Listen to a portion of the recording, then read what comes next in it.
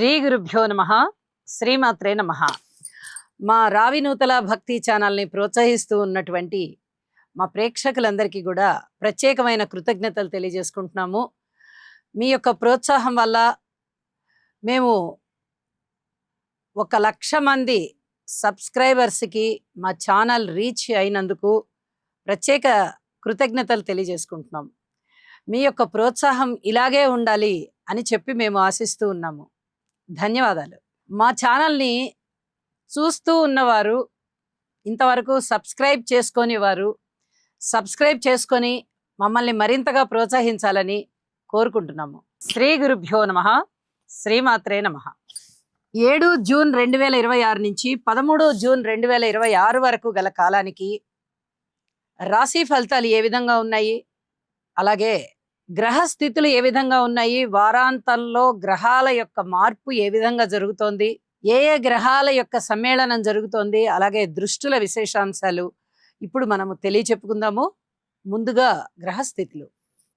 మేషరాశిలో కుజుడు, వృషభ రాశిలో రవి, మిథున రాశిలో బుధ శుక్రులు, కర్కాటక రాశిలో గురువుగారు, అలాగే సింహరాశిలో కేతువు, కుంభరాశిలో చంద్రరాహులు, మీన రాశిలో శనిగారు ఉన్నారు. సంచారం ఈ విధంగా ఉంటూ ఉండగా వార ప్రారంభంలో వారాంతానికి వెళ్ళేటప్పటికీ చంద్రుడు రవి గారితో కలిసి వృషభ రాశిలో ఉన్నారు. శుక్రాచార్యుల వారు కర్కాటక రాశిలోకి వచ్చి ఉన్నారు. ఈ 2 మార్పులు జరుగుతూ ఉన్నాయి. ఇక గ్రహ సమ్మేళనాల యొక్క విశేషాంశాలు ఏమన్నా ఉన్నాయా అంటే, బుధ శుక్రుల యొక్క కలయిక చాలా సున్నితమైనటువంటి ప్రవర్తనని తెలియజేస్తూ, స్వస్థానంలో ఉన్నటువంటి బుధుడు అద్భుతమైన యోగాన్ని ఇస్తారు. ఒక విధంగా చెప్పాలంటే ఇది కేంద్రాలు అవుతున్నటువంటి రాశులకి భద్ర మహాపురుష యోగాన్ని కూడా సూచిస్తూ ఉంటుంది. అయితే చక్కటి విజ్ఞానం ఉంటుంది, మంచి పేరు ప్రఖ్యాతులు తెచ్చుకుంటారు, వ్యాపారంలో ఉన్నత స్థితికి వెళ్తారు, చాలా చాలా మంచి మార్పులు ఉంటాయి, తెలివితేటలు బాగా వృద్ధి జరుగుతూ ఉంటుంది. ఇది చాలా చెప్పదగినటువంటి ఒక మంచి గ్రహాల సమ్మేళనం అన్నమాట.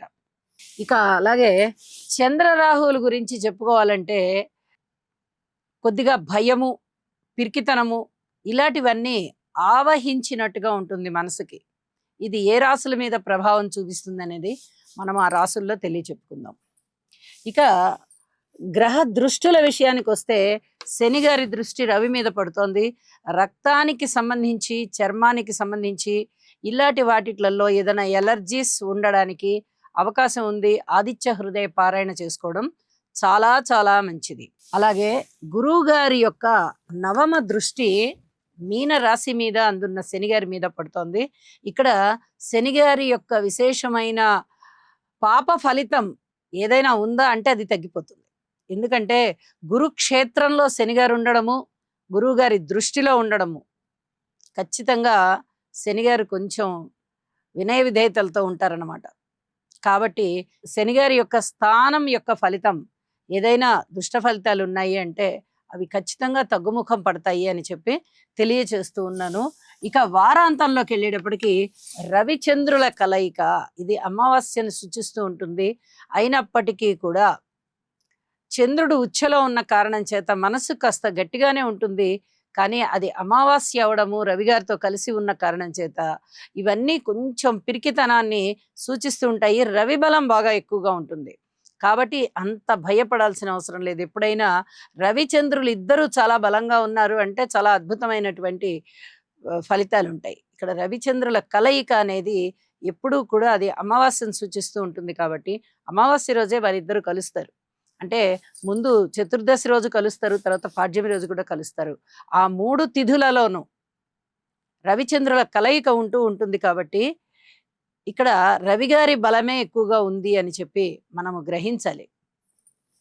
అలాగే ఇంకా కర్కాటక రాశిలో గురు శుక్రుల బలం ముందరే కర్కాటక రాశిలో గురువుగారు ఉచ్చలో ఉండి చాలా అద్భుతమైన ఫలితాలను ఇస్తూ ఉండగా శుక్రాచార్యుల వారు కలగడం వల్ల ఇక్కడ ఇంకా ఇంకా మరిన్ని ధనయోగాలు కలుగుతున్నాయి. ఇది ఏ రాశుల వారికి ఇంత అద్భుతమైనటువంటి ఫలితాలు ఉంటాయి అనేది మనం రాశుల్లో తెలియచెప్పుకుందాము. మకర రాశి వారికి ఈ వారం రోజుల కాలాన్ని పరిశీలన చేస్తూ ఉన్నట్లయితే 3 గ్రహాల యొక్క అనుకూలత బాగా కనిపిస్తోంది. శని గారి యొక్క స్థితి సంచారము తృతీయ స్థానంలో బాగుంది అని చెప్పాలి. అలాగే షష్ఠ స్థానంలో బుధుడు బాగున్నారు, సప్తమ స్థానంలో గురువు గారు బాగున్నారు. 3 గ్రహాల యొక్క ఉనికి కూడా చాలా అద్భుతంగా ఉంటున్న కారణం చేత ఇక్కడ చెప్పదగ్గ సూచన ఏమిటంటే అన్నదమ్ముల యొక్క సహాయ సహకారాలు చాలా చాలా బాగుంటాయి.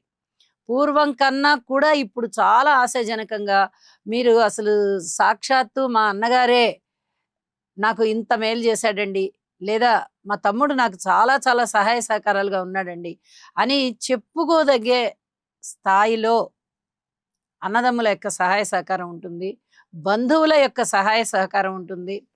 అలాగే మానసికమైనటువంటి ధైర్యం పెరుగుతుంది, ఉత్సాహం పెరుగుతుంది, బంధువర్గం యొక్క ఆత్మీయత ఆదరణలు పెరుగుతాయి, దగ్గర ప్రయాణాలన్నీ లాభిస్తాయి.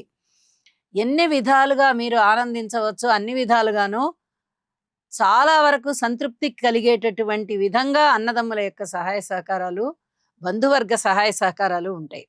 అలాగే రుణభారాలు తగ్గే విధంగా, కీర్తి ప్రతిష్టలు పెరిగే విధంగా, మిత్రుల యొక్క సహాయ సహకారం పెరిగే విధంగా, ఆరోగ్యం చాలా వరకు చేకూరే విధంగా చాలా బాగుంటుంది ఈ మకర రాశి వారికి. ఈ 2 గ్రహాల యొక్క పరిస్థితే ఈ విధంగా ఉంటే ఇక గురువు గారు సప్తమ స్థానంలో మకర రాశిని చూస్తున్నారు. ఇంకెంత అద్భుతంగా ఉంటుంది. సాక్షాత్తు భగవంతుడే మనకి సహాయం చేస్తున్నాడు, భగవంతుడి యొక్క దయ వల్లే మనం ఈ విధంగా ఉన్నాము అనేటటువంటి ఆలోచనలు మీకు బలంగా పాతుకుంటాయి. చాలా విషయాలలో మంచి శుభ పరిణామాలు ఉంటాయి. కుటుంబ జీవితం బాగుంటుంది, వ్యక్తిగత జీవితం బాగుంటుంది, ధన ఆదాయం బాగుంటుంది, పబ్లిక్ రిలేషన్స్ బాగుంటాయి, భార్యాభర్తల మధ్య అన్యోన్యత బాగుంటుంది, ఇంట శుభకార్యాలు జరగడానికి వీలుగా పరిస్థితులు ఉంటాయి. అలాగే శుభకార్యాల విషయంలో మీ పాత్ర చాలా ప్రధానంగా ఉంటుంది.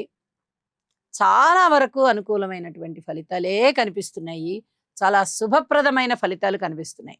విద్యార్థులు బాగుంటారు, సంతానం బాగుంటారు, ఉద్యోగ జీవితం బాగుంటుంది. అన్ని విషయాలలోనూ గురుగారి యొక్క ఆశీర్వచనాలు కనిపిస్తూ ఉంటాయి. ఇక ఏమాత్రము దిగులు లేదు.